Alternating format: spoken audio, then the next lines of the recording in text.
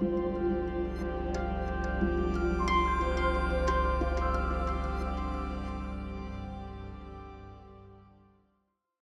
Joe, and I'm here to talk to you about the history of Latinx game characters. And then we're going to talk a little bit about representation, and we're going to do kind of a crash course on representation in video games. Um, Thanks for being here. I have to remind you, I have to do the official stuff, which is please silence your phones. We are recording this session. And then also, there's a form that they're going to send you afterwards for evaluation. It's mainly to tell GDC if I did a good job or not, and you can be honest, it's totally fine. I would like to know if I did a good job or not too. So yeah, welcome to this talk. My name is Joe Tirado, as I mentioned earlier. I'm the comms and marketing lead at Systemera Softworks. We make the game Astroneer, which is a great game that you should totally check out. It's awesome. I'm a little biased. And I'm also the co-founder of Latinxingaming, and I'm currently the strategic director at that organization. So Latinxingaming started off as a special interest group under the IGDA, and we were basically just doing advocacy for people of Latinos in the industry, trying to get them jobs. And we've kind of now actually turned that into a nonprofit organization that does a lot of other things, and we'll talk about that stuff later. But let's get to the actual topic at hand. Okay, so let's talk about what we're covering today. I want to apologize in advance. We're going to talk about video games that exist out in the world, and that means that I might be critical of a game that you worked on. And I want to just say, obviously, I'm not picking on you specifically, and I think that one thing I want to acknowledge is that any representation is actually really important, whether it's good or maybe it's not as good. I know there's probably people in this room who fight really hard to just get the smallest bit of representation into their game, and they're fighting all sorts of systems that are preventing them from doing that. So I'm proud of you, even though I might be criticizing the stuff you work on. So we're going to be covering, we're going to start with who are Latinos, and I know there's a lot of Latinos in here. I see you, but I kind of want to just put this out there because I do feel like there's kind of a dissonance here with people who maybe don't understand how diverse Latinos actually are. And then we're going to go through an unfortunately brief history of Latino characters in video games. It's quite short. I'm going to stop at certain points during the talk and kind of talk about why those things are bad or good, or actually some milestones that are really important for Latinos. But if I was just doing purely the history only, we would be done with this talk in like 15 minutes. We would just roll right through it. It wouldn't be that exciting. So I have to spice it up a little bit. Then we're going to go through some pitfalls that people kind of run into when they're making games or when they're making media. My background is not only in games. I used to work and make a lot of film stuff and TV stuff and create a lot of stories. And so I have some experience telling other people's stories and trying to figure out ways to make it authentic to them. So we're going to talk a little bit about where people kind of slip up there. And then we're also going to talk about what you can do, and that means that could be you as a game developer, that can be you as a consumer of games, that can be you as a person who is adjacent to games, who just is interested in it. So we'll talk about that. And then we're going to talk about some takeaways, and then we'll do a Q&A. This is an hour session. I don't plan on taking an entire hour. It's Friday. Let's get out of here. I know everyone's got flights to catch. I thank you so much for being here. So we'll do some Q&A afterwards. I actually kind of want to have the discussion because I do think that I cannot represent all Latinos. I cannot possibly stand up here and act like I can just speak for every Latino out there. So I really want to hear from people about things that they're dealing with. And I already apologized. Also, wow, party over there. Okay, so I want to just get this out of the way. I keep saying Latinx, and I feel like sometimes that confuses people, or they want to understand what that is. So let's talk about it. Let's just get it done now. So what is Latino? What is Latina? Why are we using Latine? Why are we using Latinx? These are all terms that have kind of popped up in the last couple of years just as language progresses. And for us, we use Latinx as a way to signify that we are inclusive of all gender identities all across the board. But the main thing that we also that we hammer on is that we're not trying to replace anyone's language. We're not trying to tell you that you should use certain words. We are using certain words because it fits our area, and we're not trying to cater to everyone in the world. But unfortunately, the debate around Latinx or around the term Latine or things like that often is in bad faith. We deal with a lot of people who are just trying to detract from actual progress happening in the world. They don't want trans people to be included in stuff. They don't want people that are not what they consider the default version of Latino to actually exist. And so we get a lot of pushback because people just don't want that to happen. So if you have more questions about these terms, let me know. But like I said, we use them just to be inclusive, and I will use them interchangeably. I will say Latino, I will say Latina, I'll say Latinx. There's no one that's going to be enforcing the rule of saying these words. And anyone who does that is actually probably not doing it in good faith. So yeah, it's questionable. Okay, so who is a Latino? This is a hard one, but also maybe an easy one. I see, like I said, I see a lot of Latinos in here. But I wanted to do this exercise. So I'm going to put some photos up. And if you think a Latino is on the screen, I want you to raise your hand. Okay? Do we think that's a Latino? Do we think, I see one hand. Do we think that's a Latino? I see a few hands, maybe a dozen hands. What about that? Do we know who that is? A couple more hands. Okay, we're going back. So what about that? Okay, some hands are going up. So these are all Latinos. The first one is Secretary Mayorkas. We're not a big fan of him. He, as many people know in the Latino community, but he worked pretty well for this exercise because he is what you might call white passing. But he is Latino and actually has a pretty decent story up until he decided to join the government and carry water for the Border Patrol. Amara La Negra is an Afro-Latina singer, Dominican, born in New York, but has Dominican roots and is really cool, really talented. Was also on a reality show back in the day, if anyone remembers that. And then we got Carmelo Anthony. I was very surprised by this one, actually, while I was doing a little bit of research. I was like, wait, Carmelo Anthony's like, oh shit, he's Puerto Rican? That's amazing. That's awesome. He's Puerto Rican and Venezuelan, born in Brooklyn, and then his mom is just black. So he's a mixed Afro-Latino. And then the last photo, they're not celebrities. They're just some people that were in an article about Muslims that are in the Latino community, of which there are surprisingly many. And I put all these up here because I want to say that Latinos are not a monolith. You can't just like throw one sentence out there that's going to appeal to all Latinos. They cover 33 countries. They cover different hemispheres. They're different cultures, different religions, different languages even.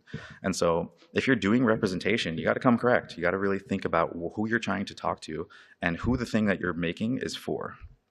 I'm also doing another exercise. This one was a fun one. I like food, and I'm sure many Latinos in here agree that food is good. So I'm going to use empanadas to illustrate how different cultures can be super different within one. You move over one city and it's like different. So this is an empanada. People probably recognize it, right? I don't think that's an empanada. To me, that's not what that is to me, because I'm Colombian, so for me, empanadas are made out of corn. If you make your empanadas out of flour, I'll eat it, but I'll be bummed about that. There's another one that's more Venezuelan style, and they got that little twist that's like kind of pretty or whatever. Other people don't have time for that shit, so they just slam a fork down on it. And then we got what I consider empanada. There's some Colombian empanadas in there with some like chimichurri sauce. So I say all this because, you know, you might go and hang out with some Argentinians and they'll hand you an empanada and it has raisins and olives in it. And that's cool for them, you know, I'm happy for them. That's not really for me. But within Latino culture, there is that disparity. And I think it's actually a really beautiful thing. It's awesome that everyone has their kind of own stuff. But it does mean that, I'm further illustrating this idea that like they're not a monolith. They're not a big group of people that just move around together and do all of the same things. They are very different.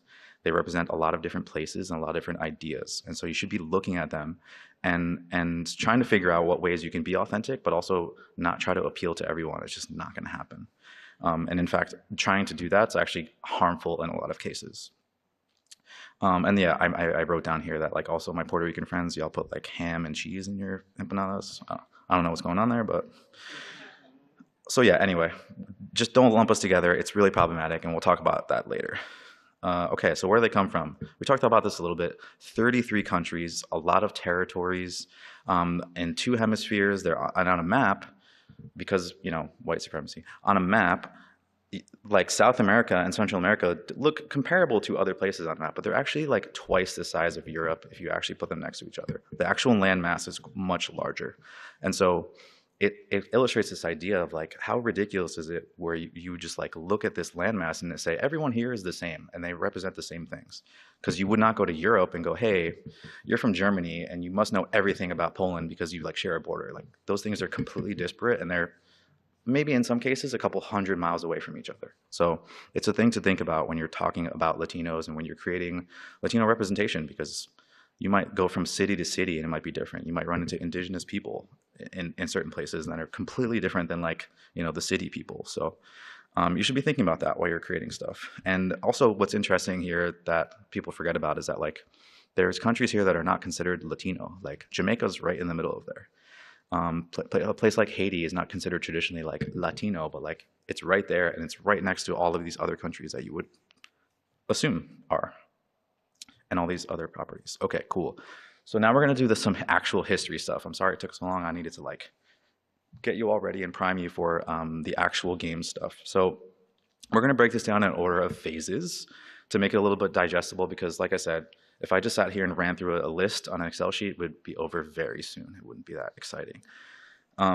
This isn't an exhaustive list either. I'm going to skip over some characters because they're just not that cool or they're actually kind of fucked up. So we don't really want to highlight those if we don't have to. But I do want to prove a larger point and we'll get to it later. Okay, so we're in 1982. Does anyone know what this is? Okay, there's some people here. There's some old heads here. Atari 2600. So this is like, it looks like this. And the reason why I put this up is because this is technically some representation. You have Pele, who's like one of the most popular sports people in the entire planet, one of the most famous sports players ever in any sport. And they wheel him out to start promoting their soccer game that looks like literal dots. So this isn't really representation because like you're not playing as Pele, but it is cool the fact that they had him out there. They had these really terrible commercials where he came out and he like acted like he was playing and he clearly was not. It was very funny. But I only mention this because it starts a much bigger trend for representation in games, which becomes important later, which is just sports in general. And I know there's probably a lot of Latinos in here whose first experience with characters in video games that they could actually play, that they could relate to, were in sports games. So actually the first, from my research and all the time that I spent looking at this, the first actual character of Latino descent that, not playable yet, but a character that actually is like a human and is like a real person, would be, I would go with Piston Hurricane. Does anyone know the original Punch-Out game? This is like 1983. So this is before Mike Tyson comes in there. And this game was, if anyone knows about the Mike Tyson game, it is horribly stereotypical. It has some insanely bad like racist stereotypes. In fact, Piston Hurricane was replaced by Piston Honda in the main game, who was like got some of the most like terrible Japanese stereotypes you'll ever see in a video game. We have all played it and we've all had fun playing it, but like holy, oh my god, so bad. But Piston Hurricane was the original character in the original arcade game, and he's really cool. He's Afro-Latino. He's from Cuba. He doesn't have any weird stereotypes. They're not like, they make a play on his last name because it's Hurricane and Hurricanes or whatever, but like they don't go much further than that, and I think that's fine. Maybe it's a pun. It's whatever. But other than that, like he's Afro-Latino, and his depiction in the game is actually like not super stereotype. Like he has an afro, and that's actually really cool. That's actually really interesting that happened in like 1983. So not the first playable character, but at least one of the important ones in my eyes as far as like representation goes, which is pretty cool. All right, so we're going to continue with sports. I'm going to try and run through this fast. It's very similar idea. All of a sudden now all these white people are realizing that there's a bunch of brown people who are really talented and that they could sell stuff. And so they start putting them in everything, literally everything. So RBI Baseball is another Atari game.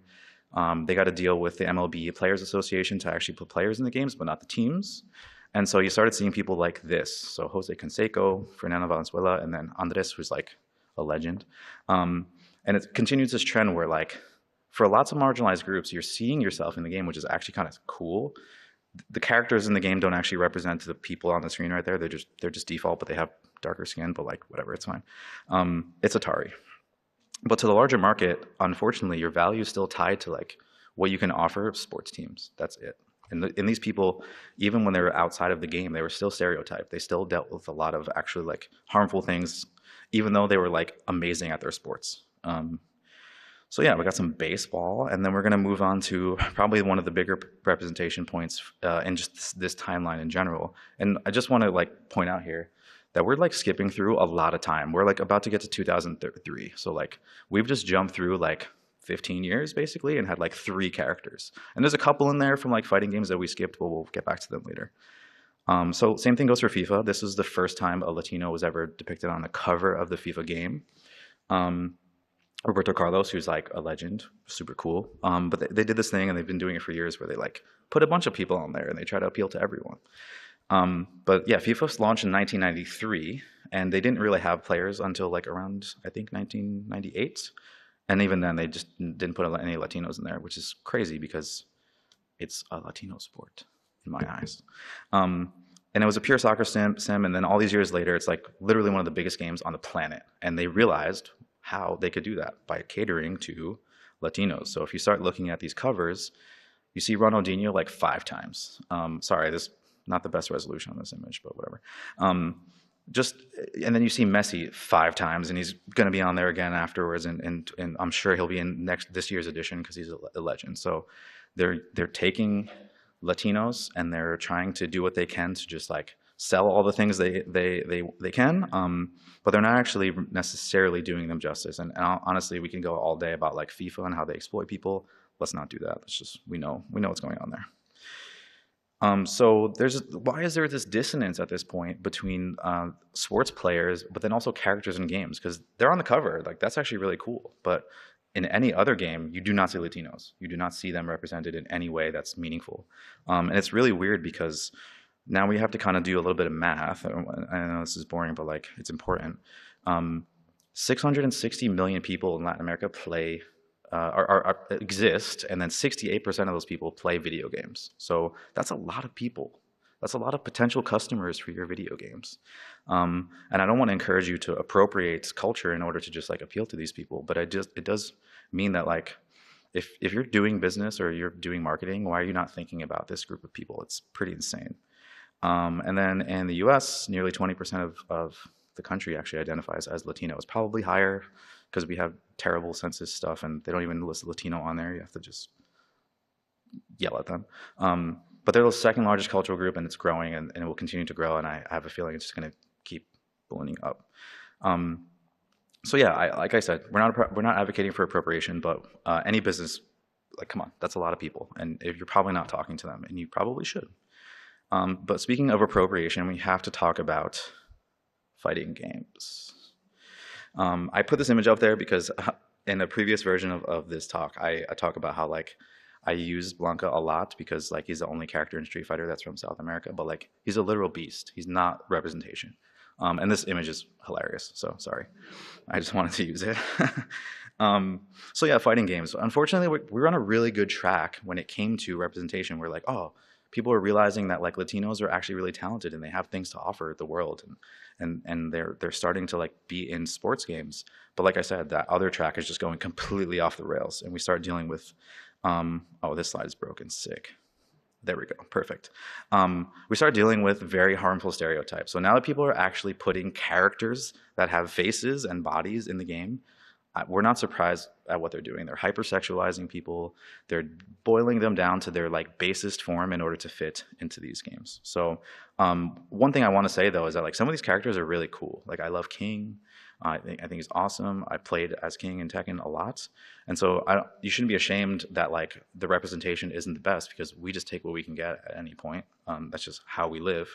But if you're feeling a little bit ashamed about that, we just don't. It's not helpful. And in this time frame, I do want to say that like I think Japanese people actually do respect fighting styles, and the reason why these characters were added is because they actually have really cool fighting styles. Like Brazilian Jiu-Jitsu is really awesome, and a lot of these characters is like capoeira from like Brazil, and so they wanted to put them in to like have some variety of fighting styles in the game, but they don't actually do them any justice beyond that point. Angel from King of Fighters, like literally their bio was like drinks tequila and eats raw cactus and then plays soccer and then fights. And like, that's nothing. That's ridiculous. That's crazy. King has a little bit of background. They fleshed it out later and he has his lore. But like, unfortunately, Even with some of the women in this, you're seeing just like super hypersexualized stuff that has nothing to do with like actual real Latinos, which is pretty messed up. So I don't think this is like bad on its face, but we should be pretty proud that some of this stuff is out there. But we can do better. We can do better than this, and we can give them realistic motives. We can give them cool backgrounds. We can touch on all the really cool culture that Latin America has and make them cooler. We are not just another character on a screen to select. We cannot be boiled down to just that. And now we've learned a very valuable lesson, which is not all representation is created equal. And so if we're talking about this time frame, mid 2000s or whatever, you start to see Latinos in games, but like terrible representation, reinforcing awful stereotypes. And just like in real life, the representation is a really nuanced idea. It's, it can mean a lot of different things to a lot of different people. People can disagree about what good representation means, and that's okay. That's fine. We like that. But in some cases, putting one-dimensional, reductive, and frankly sometimes like racist caricatures in your games is actually making things worse. So if you're not doing a good job and you don't want to spend the time doing it, I would rather you just like not do it at all, because it hurts people. Reinforcing stereotypes can create an environment where like you're perpetuating harm in like big and small ways, and we should talk about some of those. So we're gonna just also do a little pit stop and talk about some pitfalls of narrative stuff. So there's some major areas where a lot of narrative kind of falls short. A lot of them reinforce stereotypes, and we'll get into that a little bit later. A lot of characters are super one-dimensional. We just showed a bunch of fighting characters who are just literally exist to punch stuff and nothing else, and like look hot, which I guess is fine. And then there's just a lack of care when creating this representation. So a thing I'm going to advocate for later many times is like, hey, how do you do this in an authentic way? And it most likely includes finding actual Latinos and not just like reading a book or something. And there's many reasons for that, and we'll talk about that later. And then we talked about this already. Presenting Latinos as a monolith, it's silly. You're fooling yourself if you think you can just like create a one-dimensional character, throw them in your video game, and now you appeal to Latinos. That is not marketing. That is not going to actually appeal to the people that you want to sell your games to. And it sucks. So now that we're here, some of the major areas around Latino characters start to like break down because they start to go just off the rails. So we're kind of in the mid 2000s, and some of these stereotypes are terrible. Some of these characters on the screen are in GTA and Resident Evil and one was Dead Rising, and they're just hot or sexy or like criminals, or in the case of Carlos, like he's a womanizer who also like shoots a gun and kills zombies. But these stereotypes can cause real harm in the real world. You can draw a direct line from sexualized, reductive depictions of women in media to actual misogyny that happens in the real world. That's a thing that happens every day. People see stuff and they mimic it. It's real.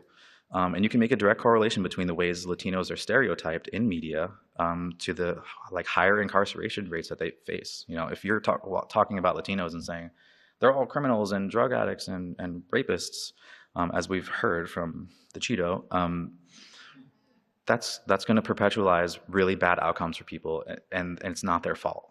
And so if you're creating media that's also like perpetuating that stuff, it's terrible. And then you also might be like portraying machismo, which is like the sort of macho thing that people talk about. And if you amplify that kind of stuff, you're doing real harm to anyone who doesn't actually fit into that gender stereotype. If there's a very narrow definition of what it means to be a man, then that means that all the other people who don't fit in that are now in this really weird situation that's hurtful and can cause real harm in the real world. So just to wrap that up, yeah, you're contributing real harm in the real world if you're like perpetuating this stuff. You're supporting the systems of oppression that actually perpetuate harm. So if you're making the people in your game just be drug addicts or drug dealers because they're Latino, you're in that wheel of oppression where you're saying like, hey, this is all you can do in your life, and this is all you are.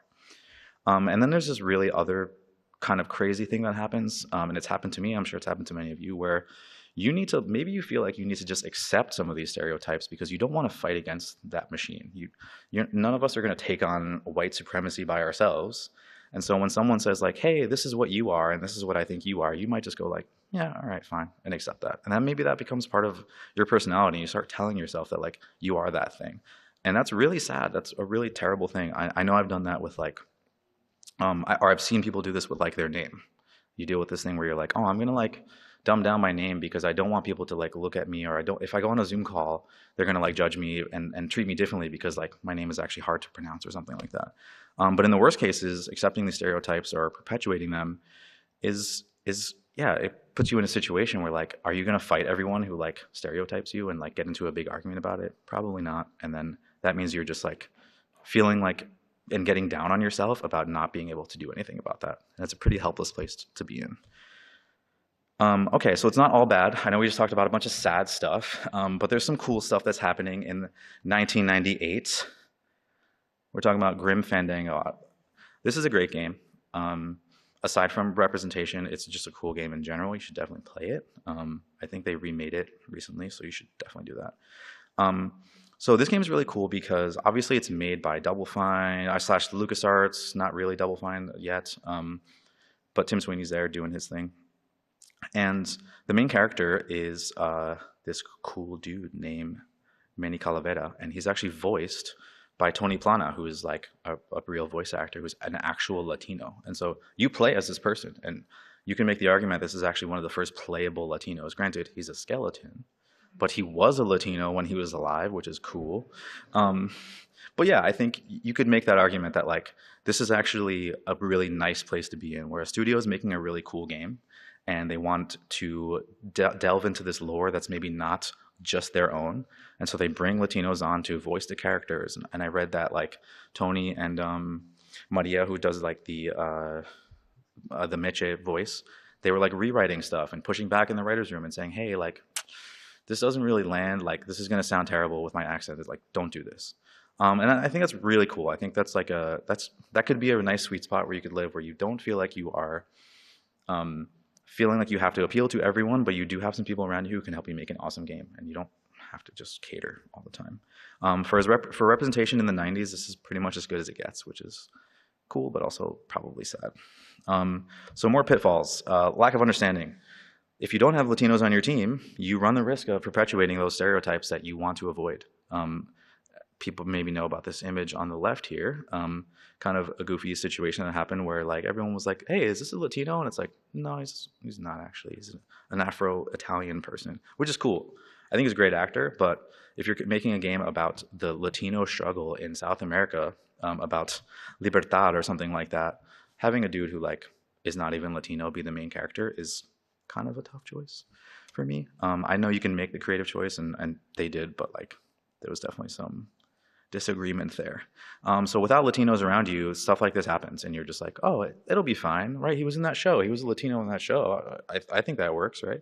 But you also lose out on opportunities to make things more authentic if you don't have Latinos. It's pretty messed up. So I would, if you want to make those creative choices, you should be prepared to defend them, or not. And I don't think they did very well. We'll cover him or the idea of him a little bit later, but yeah, this is pretty sad that this happened in this basically last year.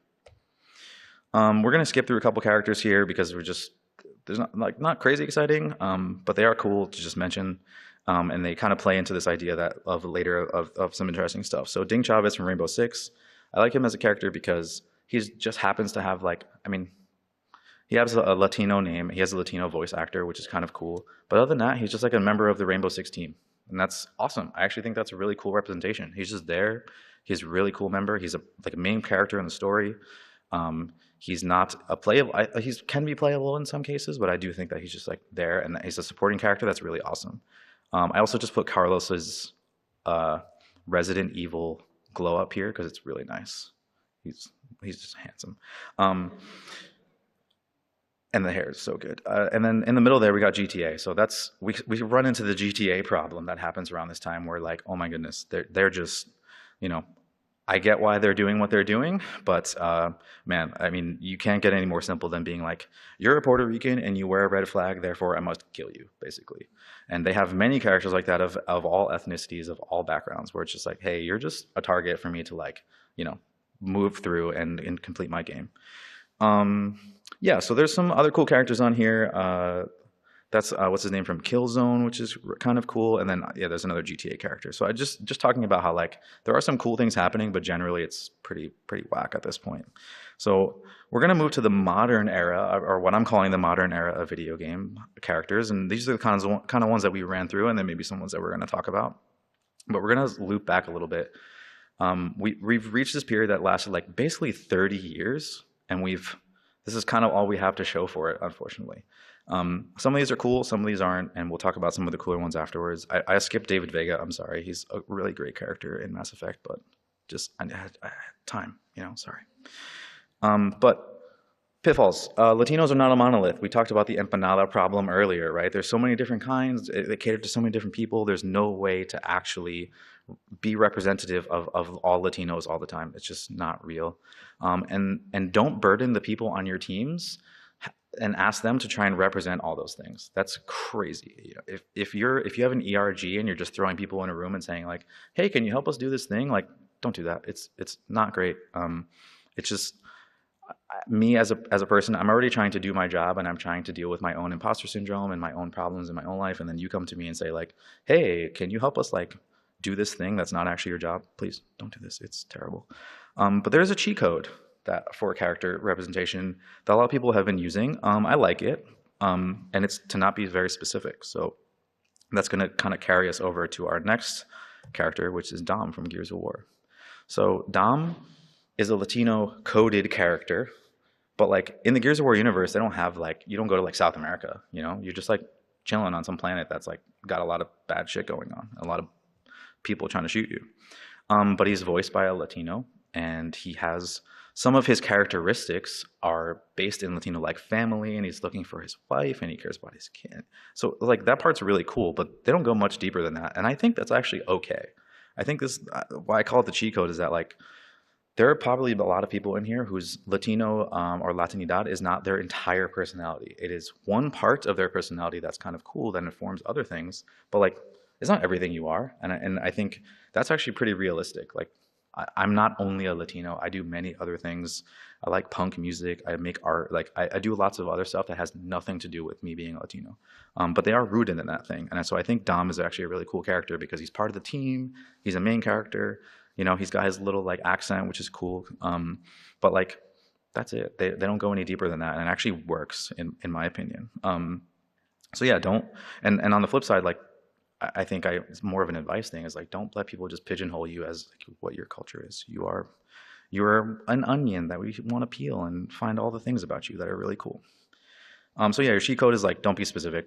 You can kind of just like float by. I don't think you do that forever, but I do think it can work for you. Okay, so the modern era continued. So we've reached the end of this time period, and now we're going to get to 2013, which is actually a pretty cool year for Latino characters. There's a little indie studio out of Canada. They're launching a game that's on a PlayStation stuff, and people are excited about it, and it's called Guacamelee. And I actually gave Guacamelee a lot of crap when it first launched. I was a game journalist, and I was like, the main character's name is Juan Aguacate. Like, what is this? Like, what's going on? What are these Canadians talking about? But I found out later that the actual art director is this really cool person in the Mexican community named Augusto Quijano, and he's awesome. He wrote this article in 2018 where the title of it is "I made Guacamelee to create a Mexican hero," and it was a really interesting perspective because he's one Mexican person working on an 11-person team shipping this game, and not for nothing, if you got a Mexican there who's like that prolific at art, you can get a pass. You can do some goofy stuff with some Mexican culture, and they do some very goofy stuff. Like Juan Aguacate gets his powers from like a goat. Like it's so crazy. But it's fun. Like they lean into it really hard, and I think they actually did a really good job with it. So I just want to read a quote from his article because I think it's really telling, and I want to talk about it a little bit afterwards. So he says, how can we stop putting migrant children in cages if we don't believe that they deserve heroic roles in video games? How can we stop our leaders from calling us rapists if we don't show protagonists feeling the gut punches of being called less than? How can we as a society have Latin Americans caring for others when we believe that they will invade our homes? When I say hero, I don't only mean do-gooders. I mean people that through whom we see the world. We need this now more than ever. A handful of foreign side-looking characters is not enough. An exotic temple deep in the jungle is also not enough. A badass sidekick with a Hispanic last name is not enough. We need more heroes, which the world is seen, if we're to be seen as people, not constructs or minorities. If we want to see any sort of meaningful change soon, we need those in power to amplify our voices and not silence them. I think it's a great quote. It's an awesome article. If you download the slides later, please read this article. It's in The Escapist. And he has some really interesting perspectives also, which I think are important about giving people room in your spaces to be wrong. He's the one Mexican on a team who's making a Mexican game.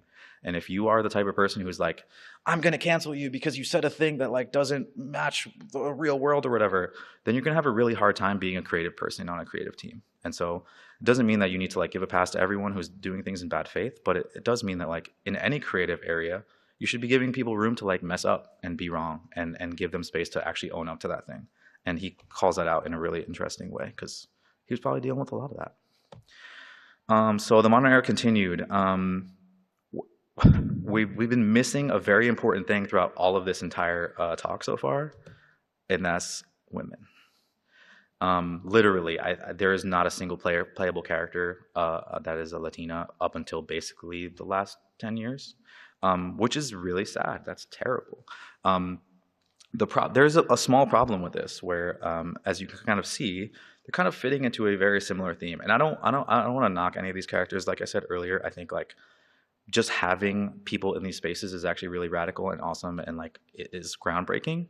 But we can also be critical, and we can also see that there's kind of a stereotype that's being built here, which is like, hey, questionable morals, and like you're still a criminal, but like you're doing it for like the right reasons maybe, and that's the kind of thing that like is cool to talk about, and it's interesting to kind of face, because I do think that like Sombra was one of the first ones that got launched in 2016, and like Sombra was like, they did a full story trailer, it's featured very heavily, an awesome voice actress, and they're not hypersexualized, although like I know some of the Overwatch skins from after that point got a little buck wild, but at least at launch, they're pretty good.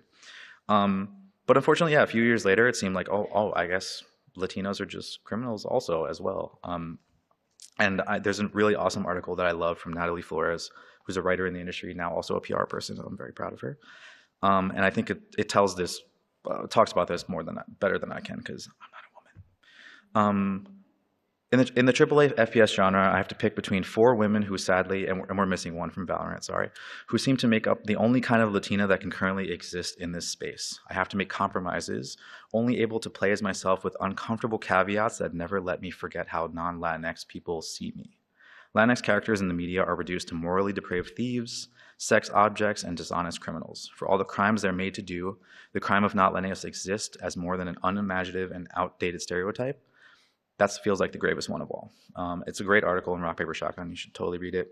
And it talks about just that problem of being like, I want to be really excited about this, and maybe I am, but like, do I feel bad about that? And like, that kind of hurts me a little bit.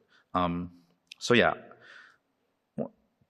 there's that sort of like wave of Latina characters, which is really awesome, but like we don't really see anything beyond that. And we haven't seen any major games that really have Latina main characters, which is something we're still missing to this day, except we'll talk about one later. But there's a positive one here that I really like, and it's this young man. Miles Morales, this game, this idea, this whole thing is a pretty radical idea. I think if you would have asked me 10 years ago if you'd have an Afro-Latino in a major AAA title, I would have been like, you're insane, you're nuts, that's crazy. And also, especially the level of detail that they went to in order to actually make this real was like insane. I feel like I like ran around the apartment like playing, just watching the mom cook for like an hour and being like, I cannot believe that they like have individual plátanos in the frying. Like, that's insane. And I think this is where things actually start to like pay off a little bit. Like this team obviously advocated to like really do this right and really take the time. And I'm also going to lean on someone else here that like, there's this really illustrated moment that like made me feel a lot of feels. That I think will help you understand why this stuff is really important. It's a video. Is it gonna play? Late nights working on spider gear. All right, let's go. This guava sauce is great. What was that? All good. Little spill. Get it cleaned up real quick. All good. It's all right, man. Ay, bendito. Mi hijo. Qué guapo. Gracias, mami. I invited a guest tonight. Can you get the apartment ready? Oh, maybe put on some music, set the mood? Ah, Naja. Really? Your campaign manager on Christmas Eve? Well, tomorrow's rally isn't going to plan itself. Thanks for getting the apartment ready, mijo. Hello? Naja, ya nos dieron el permiso para mañana. So pretty. Oh my god. My grandma has these. She actually paints. You can buy these and you can paint them. My grandma repainted all of them. So this is a short clip. It's obviously a much longer one, and she basically spends like an hour just like being in her feels about this moment. And I remember watching this for the first time I think it was on Twitter, and just being beside myself that like this could happen, that this is a real thing that people could feel, because it does feel quite radical that like this is actually a thing that like they spend a lot of time on. And if you ever get to play this game and walk around the apartment or walk around the city in the beginning where people are like hanging out on the street, it feels really cool. You know, as a Puerto Rican, it's like, oh my gosh, this is really realistic. And it just goes to show how much this kind of stuff can actually impact people in a very positive way, especially when they've had such a drought throughout the years. Also, you should check out Ali. They're a super awesome content creator, and yeah, I highly recommend that. Late nights working. Oh, sorry. Okay, so now we're in the more modern era, and there's actually some we're getting to the hopeful time. We're done with the negative stuff. Life is Strange 2 is an incredible title. I really liked it, and once again, we're dealing with characters who are Latino, but like that's not the only thing that they are, and it's a great story. I highly suggest you check it out. I know we're kind of getting towards the end here. Judy, this is an interesting one. In a game where like some of the representation is pretty awful, Judy actually stands out as a pretty interesting character. They are queer, they are Latina, you can't just like brute force your way into like romancing them or anything like that. You have to actually be a female character in the game. You have to be a woman, and I thought that was really cool. I think like Judy stands out as like a pretty radical character that like breaks a lot of normative things. I think there are moments where like she does get sexualized, but I do think that it's pretty good in a pretty rough game for that kind of thing.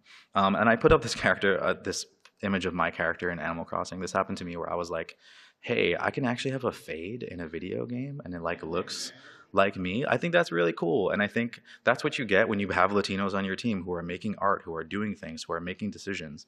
You are ensuring that you're actually going to get representation that actually matches the people that are in the world. And I think that's really, really cool. So there's a lot of cool titles, like I said, and I love Judy, but there was one part that's also been missing in this entire conversation, which is games coming out of Latin America. So this is, imagine a world where a Mexican game developer is creating a title that's steeped in Mesoamerican history, and it has a futuristic twist, and it's led by a woman. That game's real. It exists. It's called Aztec Forgotten Gods, and it's made by this really cool indie development team, Alienzo, who's made some actually really cool games out of Mexico as well. It's kind of a pattern here. We're going to talk about some Mexican game developers. I think they're doing some really, really cool stuff right now. You should check this game out. It's on Steam, but it's also on Nintendo, and it has a full cast of characters. It's written by Alexa Ray Correa, who's like really cool. I've never said that name out loud, so I'm sorry if I said it incorrectly. We met last night, and I was like, oh my god, I'm gonna talk about you in this talk, and I hope that you see it one day because you're awesome. But yeah, this game is really cool, and like obviously we're not going to talk about like the gameplay or anything like that, but just the idea that like there's a Mexican game developer who did something which like they got their game in a Nintendo Direct. That's awesome. This was like when I first saw this game, I was like, oh my gosh, it's straight up from Mexico. This is great. Here's another one that's actually at GDC right now. What if there was a Mexican game about Mexico, like just a documentary game about Mexicans and Mexico City, and it's actually made by art that's inspired by Mexican muralists. Like you can play this game today at the show. You can go downstairs and it's there. There's so many really cool developers that are making awesome stuff. And if you're not paying attention to Latin America, not only are you missing really cool games, but you're missing really talented people. And I think if you're worried about trying to make accurate representation in your video games, it starts here. It starts by being inspired by this kind of stuff. I just want to shout out a couple other Mexican devs. I know Hyperbeard is around. I know Bromio's an amazing studio. Mecha Studios is really cool too. There's some really cool stuff, people making awesome stuff, and they're actually trying to like grow themselves. So if you're a person who's like looking for cool games, please contact me. I will put you in touch with them and they can show you all their cool stuff. Okay, so now we're getting to sort of the end here. We're talking about just like, let's wrap this all up into a nice bow so we can have a conversation about it. So we need to make more diverse and authentic representation happen. And it starts with one major thing in my eyes. Please hire Latinos. I know this sounds easy, but it actually is. It's not that hard. You can find Latinos everywhere. There's a lot of them, as we talked about earlier. There's literally millions of them, and they're all really talented. And I'm just saying that. I'm going to say across the board, they're all really good at their jobs. But no, you should be talking to them. I think the question I always ask is like, people will come to us as an organization for Latinx in games and be like, "Hey, I don't know how to get candidates," and I'm like, "Okay, cool. Send me an email and I'll send you a spreadsheet of people right now." We do things like job fairs, and we do placement, and we do mentorships, and we can help you find Latinos that are really talented that will help you make your games better. And on top of that, they're gonna have all this other stuff in their brain that like other people don't have that will help you have a better studio. They're gonna help you like make sure that your work passes the vibe check, which is kind of fun. Latinos in any marginalized group, they're a valuable asset to your team, and I guarantee you, anyone here who runs a studio, you do not have enough Latinos on your team. You do not have enough Black people on your team. You don't have enough marginalized people in general on your teams. I can just say that out loud, and I hope you can prove me wrong. I doubt you will. But one note on this, I also just want to say that like it's not enough to just hire some Latinos, and I mentioned earlier, throw them in a room and be like, "You're part of my ERG, aren't you so great?" That's also nonsense. Anita Sarkeesian did a really good talk yesterday talking about how DEI can actually make your culture at your company worse if you're not paying attention to it, and I suggest you all check that out. It'll be in the vault soon, I'm sure. So yeah, don't just like hire people and be like, "All right, well, I've solved the problem now, everything's cool." No, please don't. That's terrible. But we need to create spaces where people can make mistakes. We talked about this earlier.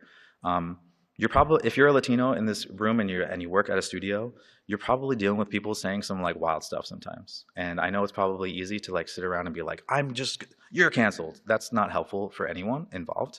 Obviously there's a threshold there, but like I think it's really important for both sides to be able to be open to like, "Hey, you kind of like didn't do this that great, and we should talk about it, but like let's make sure it doesn't happen again." I think I think we need to be over this world where like, if you don't understand and you don't include every single person in every marginalized group in every conversation that you have, that you're like an evil person. That's just not real. And we're trying to push back against that a lot, even as an organization. Like we talk about using the word Latinx. We use it. If other people don't, we're not judging them. It's fine. It's all good. So we need to create spaces where people can actually make mistakes, because people learn from those. They actually learn, and they actually hopefully not repeat those in the future. And then you have a better outcome, which is awesome. And so, of course, like I mentioned, you should be supporting LATAM game devs. They're really talented and really cool. But I do have some questions for some of you here, because I do think that like support can take lots of different forms. So if you're sitting here saying like, "Oh, I can't hire anyone right now," when was the last time you interviewed a Latino and just gave them an opportunity to like show you their portfolio? When was the last time you invited Latino game devs to your showcases or your parties or your networking events? Like, are you making space for those people? Probably generally not. And I don't think that you need to like sit here and be like, "We must reserve 5 spaces or something," but like, hey, you come talk to me and you come talk to our organization. I will bring you 10 game developers to your party, and we'll have a great time, and you'll meet them and network with them, and yeah, we'll bring it for sure. Also, like, when was the last time you went and played games by developers who are not you? Like, when was the last time you like played some games from some marginalized people or from people from other countries? You can go do that in GDC right now. I just mentioned a game that's down there. I think, like I said, support can take many different forms, and I really hope that like people think of ways that they can just like so be supportive without just like saying, oh, this is too much work, because there's very small things you can do every day in order to help with this kind of problem. And then, yeah, support the games that make you feel seen. I think this is a big one, and people kind of forget about this, that like people got to make money when they make games. So it's not enough to just, oh, they're waving at me. It's not enough to just, like make a game and put it out there. Like you want to be supporting these developers, because I think there's a lot of developers in Latin America, and I've talked to some this week who are saying, I made this game and it was really awesome and I got a lot of experience making it, but like I don't have money to make another game. I'm done. That's it. I'm out of the industry. And so if we're not supporting these game developers, we're creating a situation where they're trying to learn. They're trying their best to make it happen, and people aren't supporting them, which is pretty messed up. Okay, I think that's it for me. I could probably go on for like hours on multiple topics that we covered today. I tried to cover as much as I can, but I did want to leave some room for questions for people, because I know this is a lot. Does anyone have any questions? There are mics on either side that you can walk up to. Sorry, I should have primed you for this. Now everyone's watching you walk.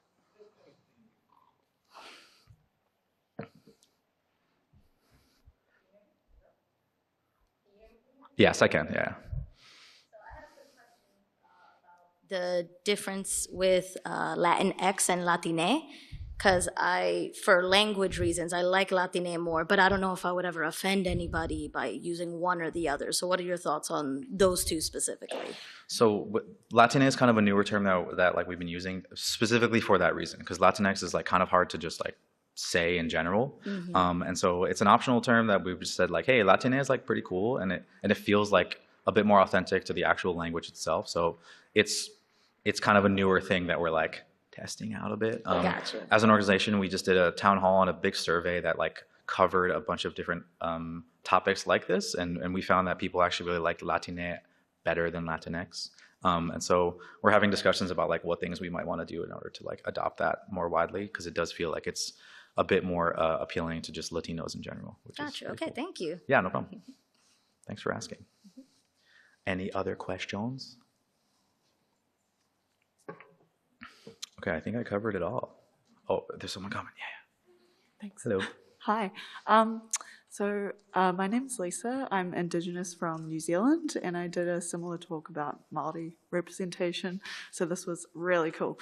Thank you for sharing everything.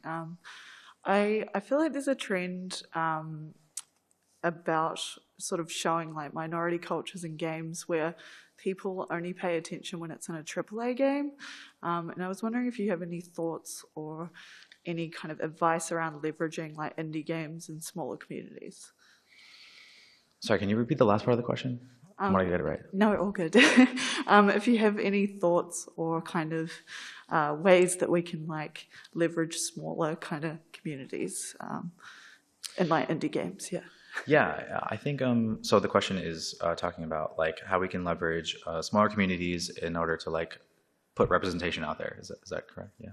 I think I went to a talk earlier this week that talks about how like you can actually if you're making a game that's actually talking to a very niche audience, there's actually a lot of really cool things that you can do in order to engage with those people and make them advocates for the thing you're doing. Like there are a ton of people that really like golf, and if you're making a golf game, you can go directly to the people who are really interested in that and really kind of talk to them and engage with them. And I think the same thing goes for like all sorts of different smaller things within video games. I think something that I forgot to talk about during the talk is like, we're also like Latino culture is so deep and it has so many really cool lore things that like, and you saw it in the Aztec game, you'll see it in a bunch of other Mexican games if you play them.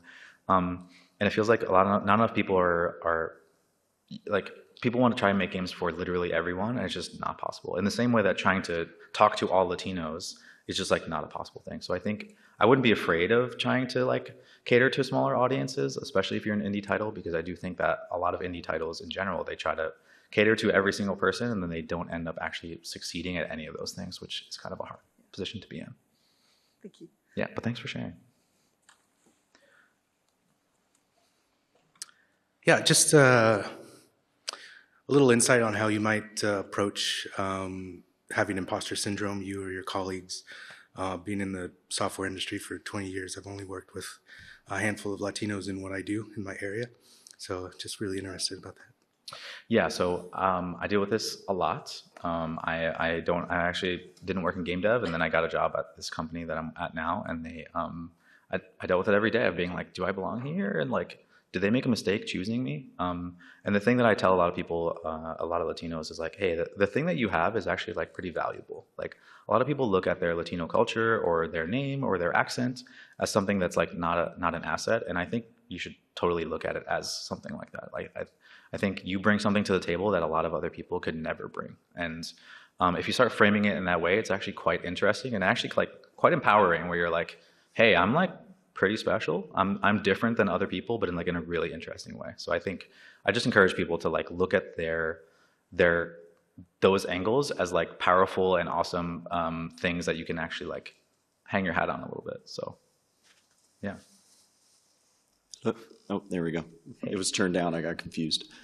So there's kind of conversations to be had, at least like I've had them a lot in like kind of movies and TVs about like tokenization, things like that.